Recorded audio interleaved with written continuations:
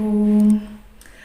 Kali ini aku mau sedikit sharing karena banyak orang-orang yang tanya, loh kok bisa habis lahiran operasi kok bisa lahiran normal? Kenapa kok bisa? Caranya gimana? Banyak yang tanya seperti itu. Jadi di sini aku mau cerita, mau sharing apa aja syaratnya, terus tipsnya apa. Jadi aku mau cerita di sini. Kalau syarat-syaratnya itu ya, syaratnya itu bisa ditambahin sih kalau syaratnya ini kurang. Ini dari pengalaman aku. Syaratnya itu yang paling penting itu ketebalan rahim. Ketebalan rahim itu nggak boleh lebih kecil dari 3,5 mm. Kalau yang nol resiko itu kalau nggak salah itu 4,5 mm. Dan sedangkan aku sendiri, ketebalan rahimku itu waktu dicek waktu usia 37 minggu, itu ketebalan rahimku sekitar 3,3 mm. Dan dokter aku menyarankan untuk nggak apa-apa kalau ibunya mau lahiran normal silahkan, tapi harus di rumah sakit, katanya dokter aku gitu. Tapi ya gitu, ini resikonya tinggi Bu, jadi ibunya bisa nggak nanggung resiko ini, berani nggak, kata dokter aku gitu. Jadi aku tanamkan ke diri aku bilang aku bisa, dan akhirnya aku berhasil bisa. Dan syarat yang kedua, hamilnya harus hamil tunggal, nggak boleh hamil kembar, karena itu resikonya tinggi buat yang buat bisa sukses VBASI. Dan yang ketiga itu bayi sudah ada di bawah, sudah mapan, sudah siap untuk dilahirkan, itu bisa sukses VBASI. Jadi bayi itu bisa mapan. Nah, itu disarankan untuk rutin olahraga. Ada kan cara-caranya? Aku udah share video olahraga senam hamil di video sebelumnya, bisa dilihat. Dan yang kelima itu tidak boleh diinduksi. Induksinya itu harus alami dari diri kita. Kalau cara aku induksi nggak dari obat-obatan dari dokter, karena itu nggak disarankan. Jadi aku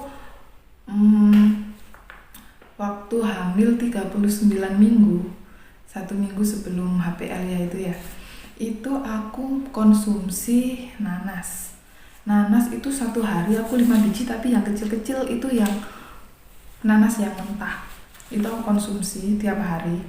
Terus 3 hari sebelum HPL itu aku sudah pembukaan 1. Akhirnya aku minum nanas. Itu aku jus, bukan aku makan lagi. Aku jus tiap hari, 1 hari itu 5 biji langsung aku jus dan aku minum. Itu setiap hari. Itu induksi buah nanas itu sangat manjur loh teman-teman. Jadi 3 hari mau pembukaan 1 gitu sih katanya. Dan 2 hari sebelum melahirkan, waktu malam aku periksa ke bidan, soalnya udah mulesnya itu sedikit kerasa gitu loh. Akhirnya aku ke bidan aku periksa, ternyata pembukaan 1 longgar. Apa bedanya sama yang pertama? Dan pulanglah aku ke rumah, dan di rumah suami aku beli durian. Akhirnya aku makan durian, gak apa-apa, yang penting sedikit, gak berlebihan. Terus malam itu gak tidur lah, merasakanlah gelombang cinta itu. Dan semakin pagi semakin sakit. Dan akhirnya jam 10 pagi aku ke bidan, soalnya sudah mengeluarkan darah yang gak banyak sih, cuma kayak orang yang pertama mens itu loh, sedikit. Dan akhirnya aku ke bidan, dan katanya bidan sudah pembukaan 8 ke 10 itu sekitar 2 jam. Jadi langsung ke rumah sakit itu di IGD, dan aku melahirkan di IGD. Dan alhamdulillah berkat nanas dan durian, tanpa induksi pun dia sudah bisa keluar dari jalannya. Dan yang keenam itu ibunya tidak boleh punya penyakit kronis. Penyakit kronis itu seperti darah tinggi, terus penyakit jantung, terus kayak ari-ari di bawah. Dan kenapa aku waktu hamil pertama itu melahirkannya secara sesar, yaitu karena ari-arinya di bawah dan si baby tidak bisa turun karena jalan lahirnya ketutup sama ari-arinya, jadi sangat nggak bisa untuk melahirkan secara normal. Dan yang ketujuh itu sayatannya itu harus horizontal ya, tidak boleh vertikal soalnya resikonya terlalu tinggi. Dan yang ke-8, berat badan bayi tidak boleh lebih dari 3,5 kilo. Itu menurut dokter aku, tapi ada yang bilang tidak boleh lebih dari 4 kilo.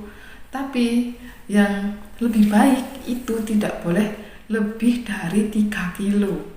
Itu sangat resikonya lebih sedikit. Jadi dijaga kehamilannya, jangan sering manis-manis. Jadi kalau mau minum es enggak apa-apa, tapi jangan kasih yang manis-manis. Air es gitu aja enggak apa-apa. Itu enggak mempengaruhi berat badan bayi. Kalau dikasih yang manis-manis itu baru mempengaruhi. Jangan makan es krim, nanti bisa mempengaruhi berat badan bayi. Katanya, dan yang terakhir ini katanya dokter kehamilan aku, kalau mengejan itu tidak boleh lebih dari 3 kali. Soalnya itu nanti bisa mempengaruhi sayatan bekas operasi yang melahirkan pertama. Jadi waktu aku melahirkan itu baru mengejan 1 kali karena aku sudah pesan sama bidannya ini yang ada di rumah sakit. Aku udah pesan karena aku kontrol setiap bulannya itu ke bidan sama ke dokter kandungan. Jadi dua kali 1 bulan itu 2 kali periksa. Jadi ke bidan aku udah bilang, katanya dokter aku, Bu, tidak boleh mengejan lebih dari 3 kali. Si bidan bilang, iya Mbak, siap-siap, gampang itu bisa diatur. Dan akhirnya waktu aku melahirkan baru mengejan 1 kali, babynya sudah keluar. Tapi dikasih bonus sama Bu bidan ya, kasih bonus jahitan yang sangat banyak. Jadi rasanya luar biasa. Jadi semangat untuk teman-teman yang sedang hamil sekarang. Kalian kalau yang habis operasi sesar, yang menginginkan atau sangat menginginkan bisa melahirkan secara normal atau sukses VBASI, jangan malas-malas untuk olahraga ya teman-teman, karena olahraga itu penting. Olahraga jalan kaki itu penting untuk ibu hamil. Jadi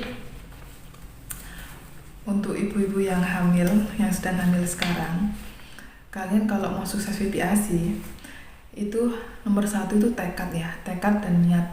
Tekad dan niat itu penting karena itu masuk ke dalam pikiran kita. Jadi kita kalau mikir yang baik-baik, mikir yang positif, nanti bisa jadi yang positif. Dan rutin olahraga itu penting ya. Rutin olahraga, rutin jalan kaki itu minimal 1 hari itu 30 menit. Kalau aku 1 hari itu 30 menit di pagi hari dan 30 menit di sore hari, jadi 2 kali. Nggak jauh-jauh sih, kalau jalan kaki cukup di rumah aja, nggak apa-apa, yang penting 30 menit.